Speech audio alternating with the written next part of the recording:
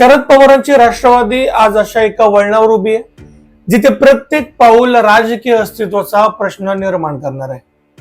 गेल्या काही दिवसात एनडीए सोबत जाण्याच्या चर्चा, आमदारांची अस्वस्थता आणि पक्षात उफाळून आलेला जनरेशन गॅप यामुळे राजकीय वर्तुळात खळबळ उडाली. विधिमंडळातील बैठकीत पवार गटाच्या आमदारांनी उघडपणे नेतृत्वाला धारेवर धरलं.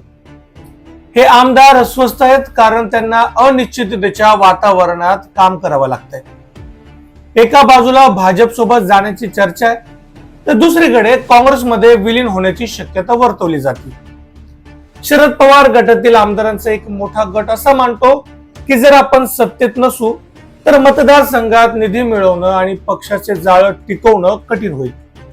या व्यावहारिक गरजांमुळेच एनडीए सोबत जाण्याचे संकेत खुद्द शरद पवारांकडून दिले जात असल्याचं बोललं जाते.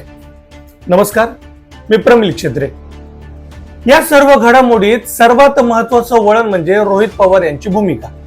रोहित पवार हे शरद पवारांच्या पक्षात सध्या आक्रमक युवा चेहरा म्हणून ओळखले जातात.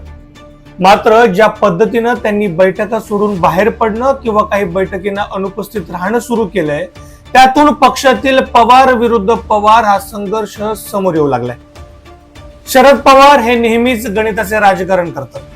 कदाचित त्यांना असं वाटत असावं की सध्याच्या परिस्थितीत पक्षाला वाचवण्यासाठी सत्तेचे कवच आवश्यक आहे.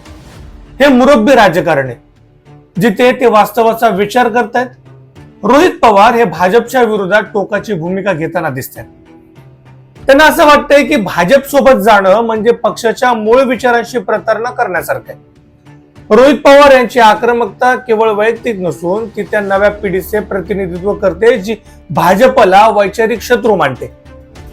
जेव्हा रोहित पवार बैठक अर्धवट सोडून बाहेर पडतात तेव्हा ते केवळ सत्तेला विरोध करत नसतात, तर ते शरद पवारांच्या या जुगाड राजकारणाला उघडपणे आव्हान देत असतात.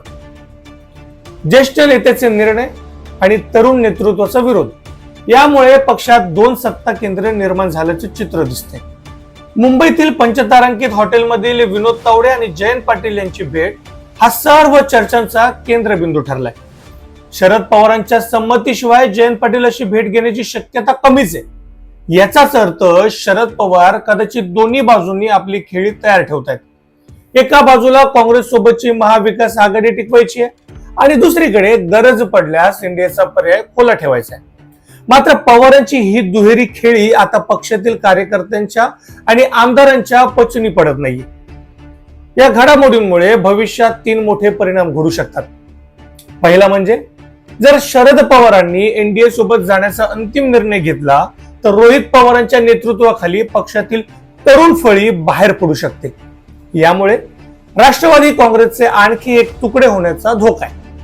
दुसरा परिणाम म्हणजे शरद पवार हे कधी काय करतील याचा नेम नाही. हे त्यांचं मोठेपण मानलं जायचं, पण आता हेच त्यांच्यासाठी ओझं ठरू शकतं. मतदारांमध्ये गोंधळ निर्माण झाल्यामुळे पक्ष आपल्या कोर वोट बँकेपासून दुरावू शकतो. आणि तिसरा परिणाम म्हणजे जर राष्ट्रवादी एनडीएत गेली तर काँग्रेस आणि उद्धव ठाकरे गटासमोर अस्तित्व टिकवण्याचं मोठं संकट येईल. महाराष्ट्रात विरोधी पक्षाची जागा पूर्णपणे रिक्त होण्याची शक्यता आहे. दरम्यान काँग्रेसचे ज्येष्ठ नेते आणि माजी मुख्यमंत्री पृथ्वीराज चव्हाण यांनी एक मोठा दावा करत राजकीय वातावरण आणखी गरम करून टाकले.